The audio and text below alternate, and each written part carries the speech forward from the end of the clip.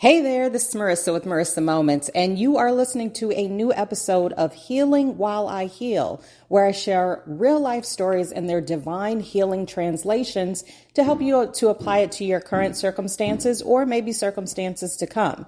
Now, remember, you only take what resonates and you let everything else float off in the wind. Maybe eventually it'll come back to you, maybe eventually it won't. But either way, just take what resonates. So are you ready? Here we go. So this has been extremely difficult to record for some reason. And it's not because like technology or anything like that. It's just me. I've been struggling with being able to convey the message. Now, here's the thing, right? I've realized that I've grown up in such a way where my programming has taught me to not trust myself, to have lower self-esteem, to allow others to speak over me, to push me into the corner, to make me feel crazy whenever I would deliver a message, a vision, or whatever it is, right? Just to find out later that everything that I said actually came true, or someone was trying to take the words that I gave them and present them in a way that they were the originator, right? Now, the reason I'm bringing this up, well, obviously, is because it's based off of true stories that I experienced. But more specifically, I was having a conversation the other night with my husband, and he was kind of mentioning, like, essentially how sometimes I can be a pushover when it comes down to people who just do really awful things, right? Because even though I don't believe in bad people per se, I do understand and recognize that people are capable of doing bad things, right? And with that said, I often use my heart to like basically brush over and look beyond all the crappy things that people have done towards me. And this is something that I've carried over from childhood. It's a bag that I didn't even recognize I was carrying. I just thought I had a good heart, right?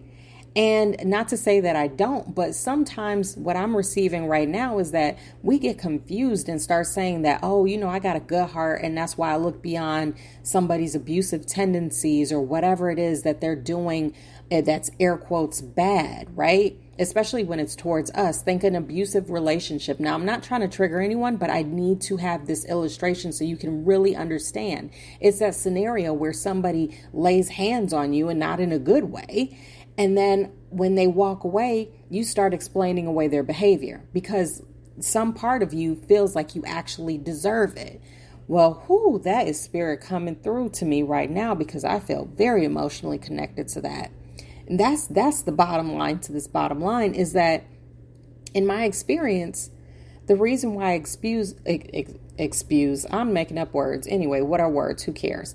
Excuse other people's air quotes negative behavior towards me is because some part of me feels like I still deserve it. Some part of me feels like my voice is not valid enough to be heard by others, let alone be carried with, to carry weight or to understand the validity behind the visions that I offer people.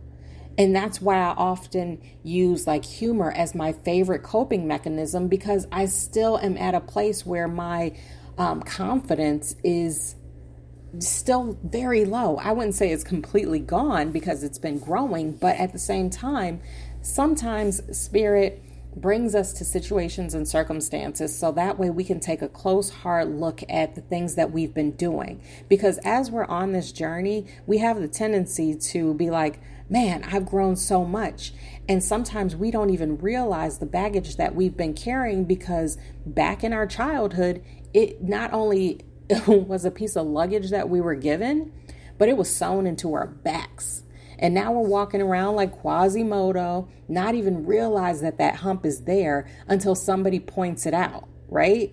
Because you could have a mole on your face and that's what you were born with, right? But you don't necessarily think about it all the time until somebody says, hey, you got a mole on your face.